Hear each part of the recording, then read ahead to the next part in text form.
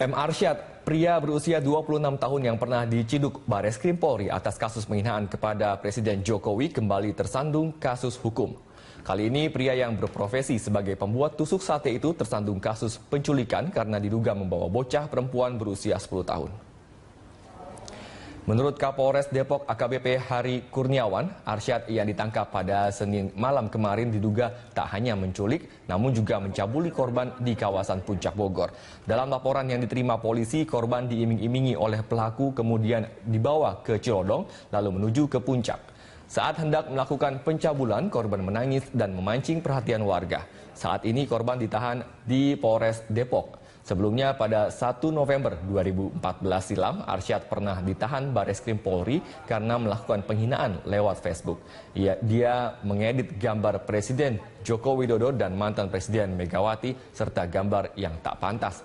Namun kemudian Arsyad dilepas polisi karena saat itu Jokowi memaafkannya. Menurut keterangan pelaku, saat ini pelaku juga sebulan yang lalu telah melakukan aksinya di wilayah Cimanggis, Depok. Korbannya apa usianya? Korban yang saat ini 10 tahun, yang sebelumnya korban berumur 7 tahun. Cara membujuk korban seperti apa? Cara membujuk korban, pelaku mengiming-imingi korban dengan menawarkan korban mendatangi supermarket dan akan dibelikan barang yang diminta oleh korban. Partai Golkar menjadi parpol ketiga yang menegaskan dukungan kepada Basuki Cahayapurnama untuk berlaga di Pilkada Jakarta tahun depan.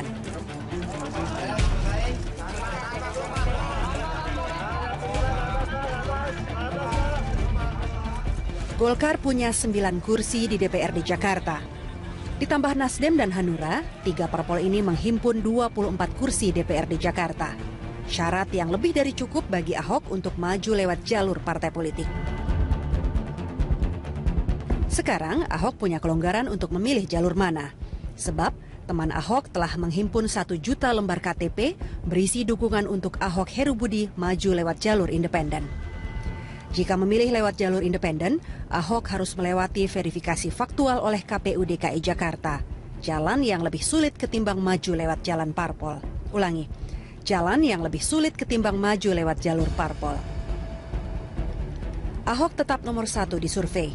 Dalam survei Populi Center yang digelar 10-15 Juni 2016, elektabilitas Ahok mencapai 51,2%, jauh meninggalkan Yusril Iza Mahendra, Sandiaga Uno, Ridwan Kamil atau Tri Risma hari ini. Sejak Januari lalu, Ahok selalu memuncaki survei, mulai dari CSIS, Carta Politika hingga Populi Center. Dengan elektabilitas dan popularitas yang tinggi, Ahok selalu menjadi daya tarik bagi parpol.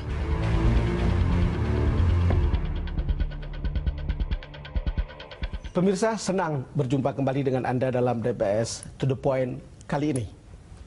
Apa kabar Anda? Politik menuju Pilkada Jakarta tahun 2017 menempatkan Basuki Cahayapurnama sebagai narasi utama. Hingga sekarang, Ahok masih nomor 1 di sejumlah survei, baik elektabilitas maupun popularitasnya di depan masyarakat Jakarta. Ahok makin merebut perhatian saat menyatakan maju lewat jalur independen beberapa bulan yang lalu. Dengan ujung tombak teman Ahok, 1 juta lembar KTP sudah dikantongi oleh Ahok. Pada saat bersamaan datang pula dukungan dari Partai Golkar, menyusul dukungan dari Nasdem dan Hanura. Ahok sekarang bisa maju lewat jalur parpol karena syarat minimal pencalonan melalui parpol sudah terlampaui. Untuk membahasnya, saya mengundang untuk kedua kalinya pengamat politik atau seorang pollster Yunarto Wijaya yang akrab dipanggil dengan nama Totok, Direktur Eksekutif Carta Politika.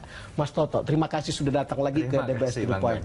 Kenapa Anda saya undang kembali? Maksud saya hanya supaya penonton bisa mendapat perspektif baru yang lebih update tentang Ahok. Ya. Dan saya harap mereka akan dapatkan setelah ada pertemuan ini. Saya ingat perbincangan kita saat pertama kali dan saya terkejut ketika Anda bilang Ahok itu masih di 2 kaki pada saat itu. Dan sampai sekarang sebetulnya justru lebih mantap ada di 2 kaki, bukan? Iya. Iya, saya tidak percaya bahwa kalau kita baca statement-statement yang dimiliki Ahok, bahwa Ahok kemudian bisa dikatakan pertama anti partai. Betul. Yang kedua sudah bisa memastikan jalur independen.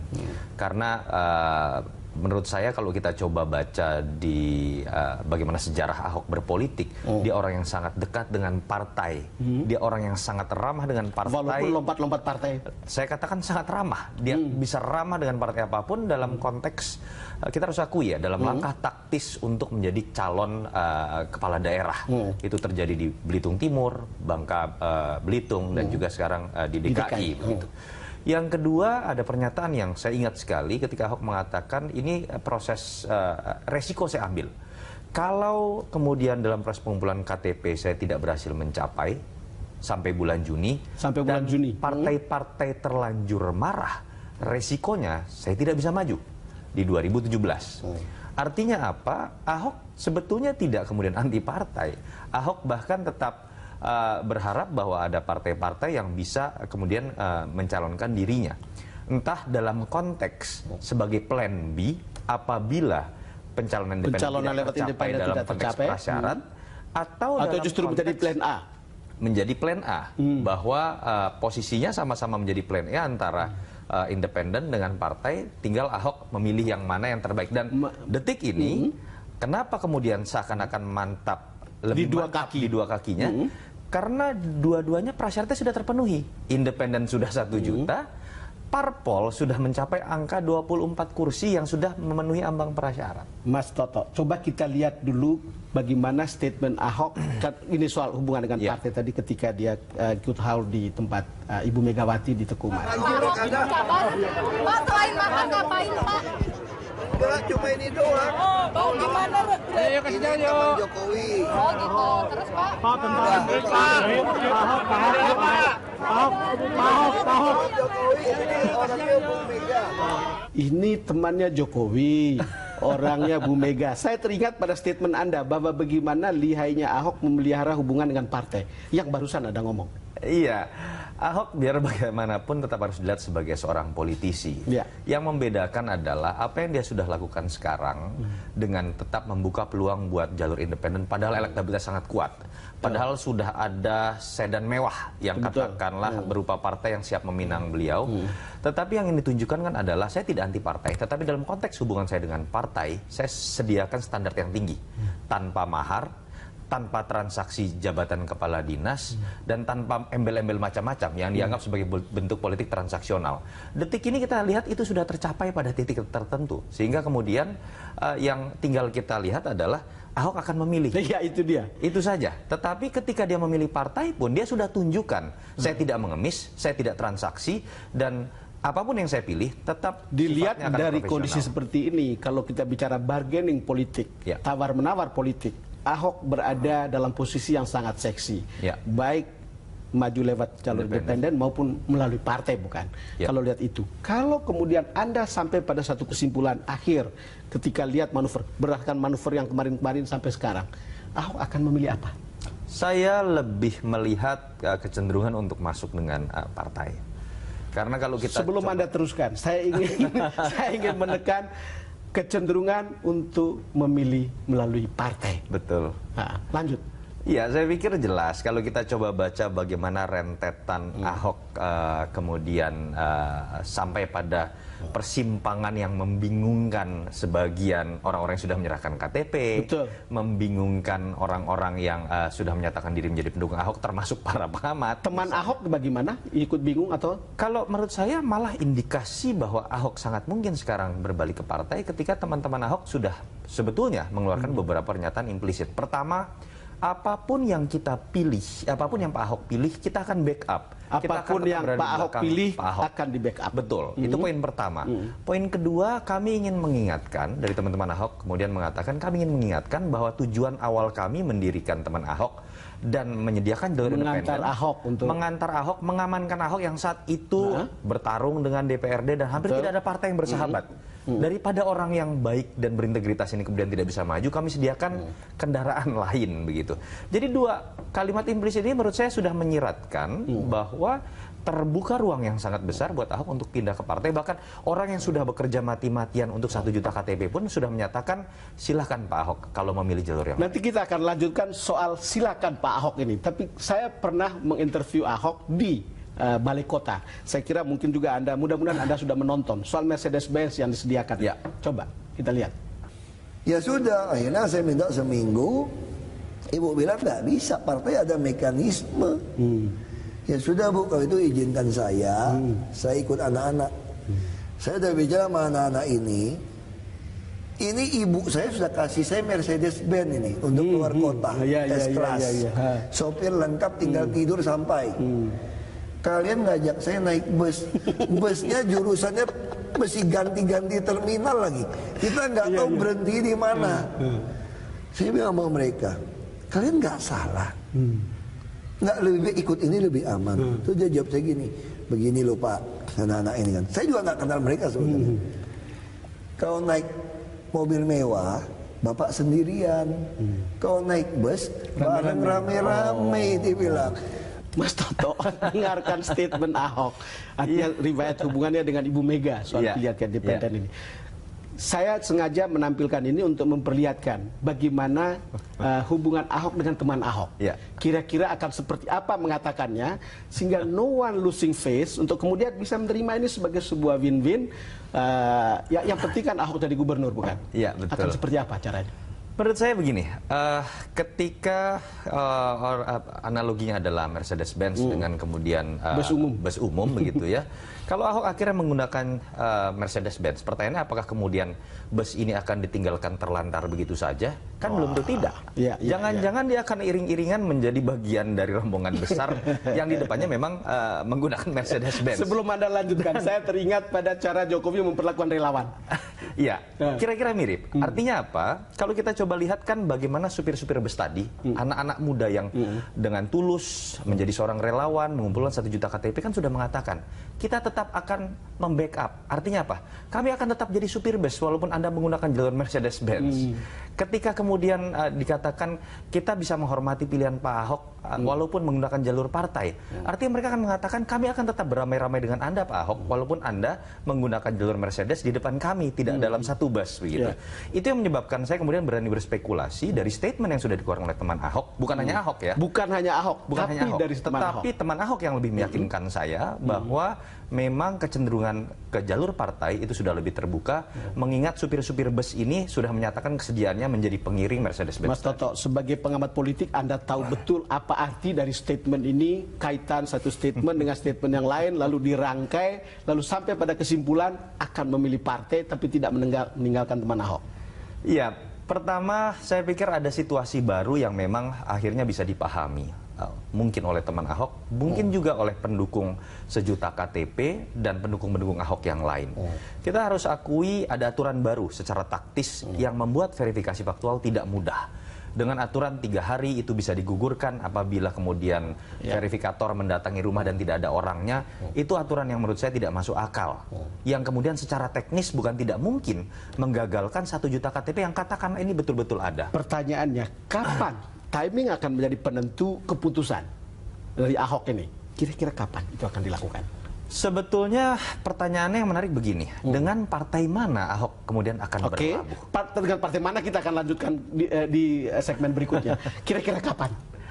Kalau pilihannya dengan partai yang sudah ada sekarang, saya pikir ada Nasdem, itu ada Golkar, ada Hanura. bisa dilakukan kapanpun. Karena 3 partai ini sudah menahbiskan dirinya mendukung apapun keputusan Ahok kapanpun itu diputuskan.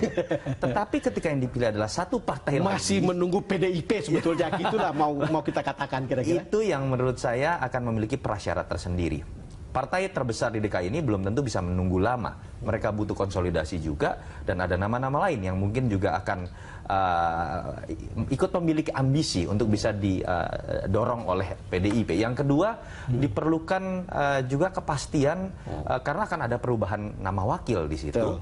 Ketika kita tahu hampir tidak mungkin PDIP akan memilih Heru, tetapi akan menyorongkan tentu saja nama kadernya dan paling mungkin adalah Jarod.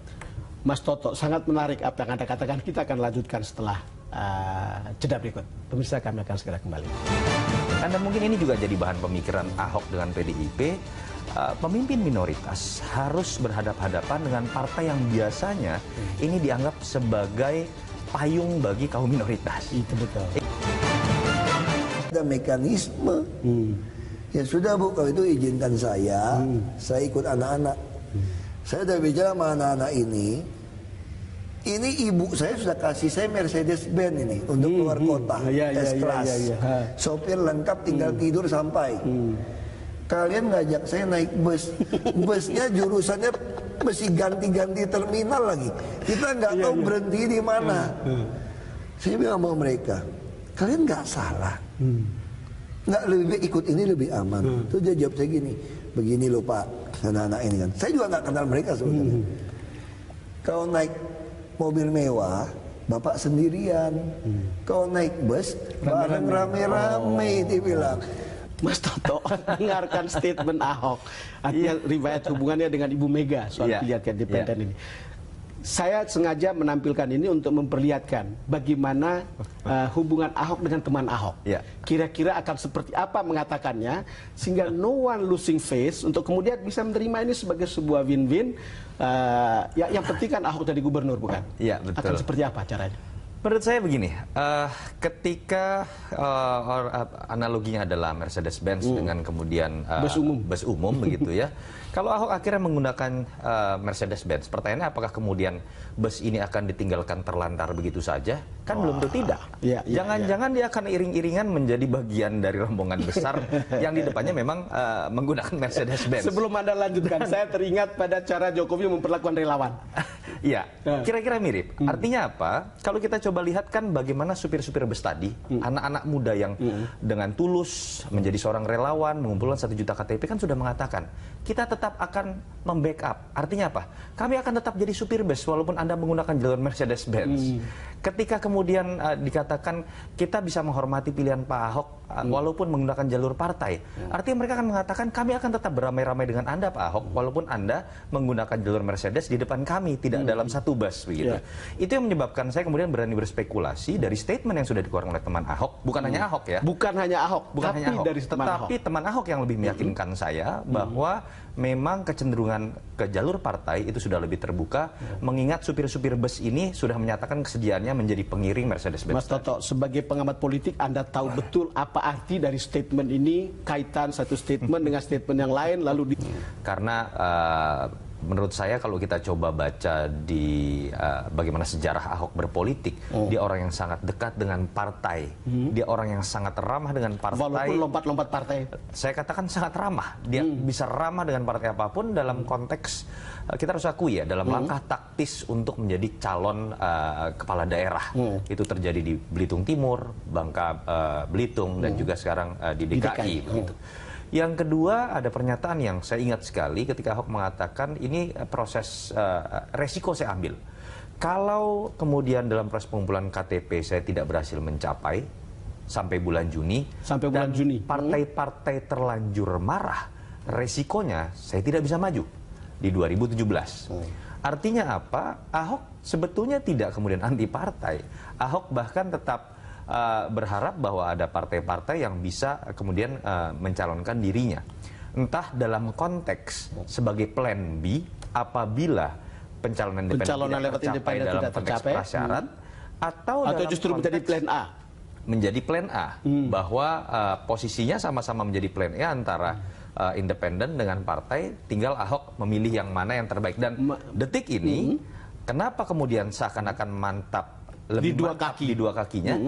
Karena dua-duanya prasyaratnya sudah terpenuhi. Independen sudah 1 juta, parpol sudah mencapai angka 24 kursi yang sudah memenuhi ambang prasyarat. Mas Toto, coba kita lihat dulu bagaimana statement Ahok, ini soal hubungan dengan partai tadi ketika dia ikut haul di tempat Ibu Megawati di Teguman. Pak selain makan ngapain Pak? Enggak, cuma ini doang. Oh, gimana? Ayo kasih jalan yuk. Jokowi. Oh gitu. Terus Pak? Pak, tentang Ahok. Jokowi ini orangnya Bu Mega.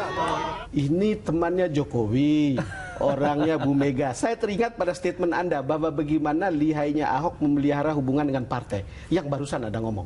Iya, Ahok biar bagaimanapun tetap harus dilihat sebagai seorang politisi. Ya. Yang membedakan adalah apa yang dia sudah lakukan sekarang dengan tetap membuka peluang buat jalur independen, padahal elektabilitas sangat kuat.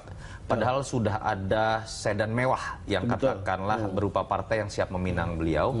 Tetapi yang ini ditunjukkan kan adalah saya tidak anti partai, tetapi dalam konteks hubungan saya dengan partai, saya sediakan Ulangi, jalan yang lebih sulit ketimbang maju lewat jalur parpol.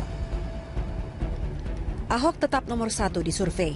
Dalam survei Populi Center yang digelar 10-15 Juni 2016, elektabilitas Ahok mencapai 51,2%, jauh meninggalkan Yusril Iza Mahendra, Sandiaga Uno, Ridwan Kamil atau Tri Risma hari ini. Sejak Januari lalu, Ahok selalu memuncaki survei, mulai dari CSIS, Carta Politika hingga Populi Center. Dengan elektabilitas dan popularitas yang tinggi, Ahok selalu menjadi daya tarik bagi parpol.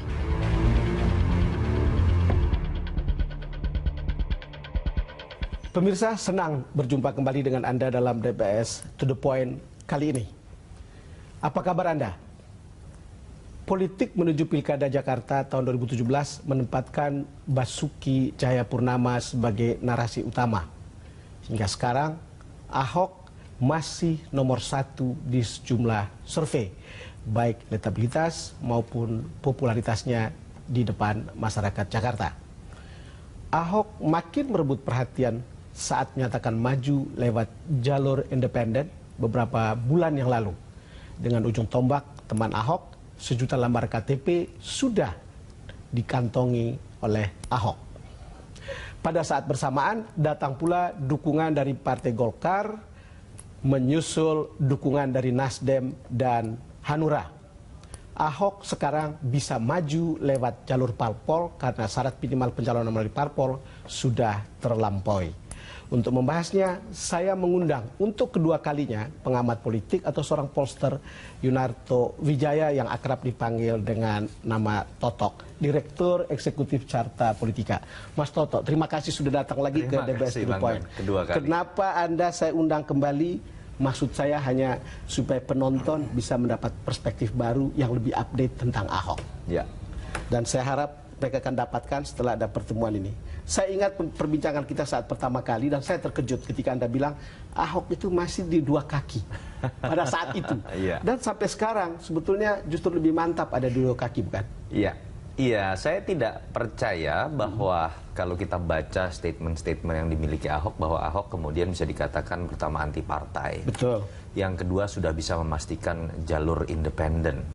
M. Arsyad, pria berusia 26 tahun yang pernah diciduk Bareskrim Polri atas kasus penghinaan kepada Presiden Jokowi kembali tersandung kasus hukum. Kali ini pria yang berprofesi sebagai pembuat tusuk sate itu tersandung kasus penculikan karena diduga membawa bocah perempuan berusia 10 tahun.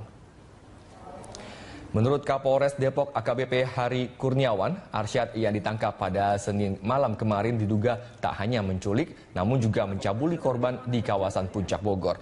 Dalam laporan yang diterima polisi, korban diiming-imingi oleh pelaku kemudian dibawa ke Cilodong, lalu menuju ke Puncak. Saat hendak melakukan pencabulan, korban menangis dan memancing perhatian warga. Saat ini korban ditahan di Polres Depok. Sebelumnya pada 1 November 2014 silam, Arsyad pernah ditahan Bareskrim Polri karena melakukan penghinaan lewat Facebook. Dia mengedit gambar Presiden Joko Widodo dan mantan Presiden Megawati serta gambar yang tak pantas.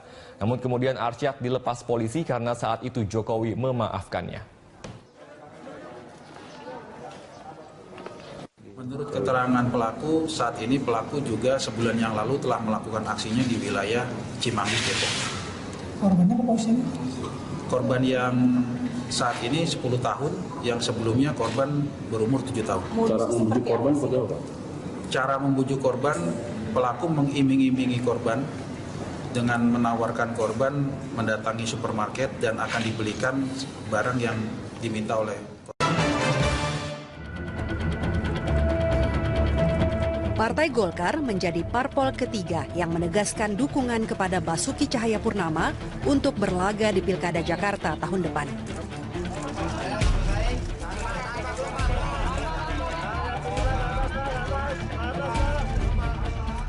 Golkar punya 9 kursi di DPRD Jakarta. Ditambah Nasdem dan Hanura, 3 parpol ini menghimpun 24 kursi DPRD Jakarta. Syarat yang lebih dari cukup bagi Ahok untuk maju lewat jalur partai politik. Sekarang Ahok punya kelonggaran untuk memilih jalur mana. Sebab teman Ahok telah menghimpun 1 juta lembar KTP berisi dukungan untuk Ahok Herubudi maju lewat jalur independen. Jika memilih lewat jalur independen, Ahok harus melewati verifikasi faktual oleh KPU DKI Jakarta. Jalan yang lebih sulit ketimbang maju lewat jalan parpol. Standar yang tinggi, tanpa mahar, tanpa transaksi jabatan kepala dinas, dan tanpa embel-embel macam-macam yang dianggap sebagai bentuk politik transaksional. Detik ini kita lihat itu sudah tercapai pada titik tertentu. Sehingga kemudian yang tinggal kita lihat adalah Ahok akan memilih. Ya, itu dia. Itu saja. Tetapi ketika dia memilih partai pun, dia sudah tunjukkan, saya tidak mengemis, saya tidak transaksi, dan apapun yang saya pilih tetap dilihat dari profesional. kondisi seperti ini. Kalau kita bicara bargaining politik, Ya. tawar-menawar politik, Ahok berada dalam posisi yang sangat seksi. Ya. Baik maju lewat jalur independen maupun melalui partai, bukan? Ya. Kalau lihat itu. Kalau kemudian Anda sampai pada satu kesimpulan akhir ketika lihat manuver, berdasarkan manuver yang kemarin-kemarin sampai sekarang, Ahok akan memilih apa? Saya lebih melihat kecenderungan untuk masuk dengan partai. Karena kalau kita sebelum Anda teruskan, saya ingin menekan kecenderungan untuk memilih melalui partai. Betul. Nah, lanjut. Ya, saya pikir jelas kalau kita coba baca bagaimana rentetan Ahok kemudian sampai pada persimpangan yang membingungkan sebagian orang-orang yang sudah menyerahkan KTP, Betul. membingungkan orang-orang yang sudah menyatakan diri menjadi pendukung Ahok, termasuk para pengamat. Teman Ahok bagaimana? Ikut bingung atau? Kalau menurut saya malah indikasi bahwa Ahok sangat mungkin sekarang berbalik ke partai ketika teman-teman Ahok sudah sebetulnya mengeluarkan beberapa pernyataan implisit. Pertama, apapun yang kita pilih, apapun yang Pak Ahok pilih, kita akan backup. Apapun yang Pak Ahok pilih akan di backup. Betul, itu poin pertama. Poin kedua, kami ingin mengingatkan, dari teman-teman Ahok kemudian mengatakan, kami ingin mengingatkan bahwa tujuan awal kami mendirikan teman Ahok dan menyediakan jalur independen, mengantar Ahok, mengamankan Ahok yang saat itu bertarung dengan DPRD dan hampir tidak ada partai yang bersahabat. Daripada orang yang baik dan berintegritas ini kemudian tidak bisa maju, kami sediakan kendaraan lain begitu. Jadi 2 kalimat implisit ini menurut saya sudah menyiratkan bahwa terbuka ruang yang sangat besar buat Ahok untuk pindah ke partai. Bahkan orang yang sudah bekerja mati-matian untuk 1 juta KTP pun sudah menyatakan silahkan Pak Ahok kalau memilih jalur yang Nanti kita akan lanjutkan soal silakan Pak Ahok ini. Tapi saya pernah menginterview Ahok di Balai Kota. Saya kira mungkin juga Anda, mudah-mudahan Anda sudah menonton soal Mercedes-Benz yang disediakan. Ya. Coba kita lihat. Ya sudah, akhirnya saya minta seminggu. Ibu bilang nggak bisa, partai